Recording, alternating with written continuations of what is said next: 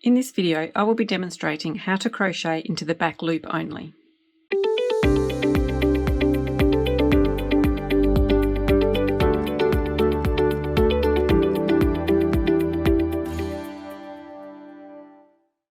The crochet stitch itself doesn't change for a back loop crochet stitch. The only thing that is different is the placement of the hook.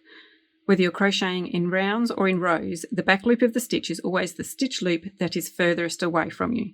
Here are both loops of the stitch, and here is the back loop.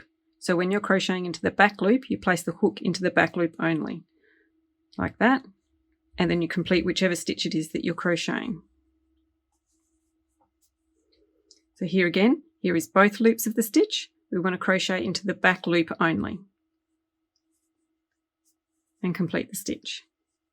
And once more, here are both loops of the stitch. We want to crochet into the back loop only and complete the stitch.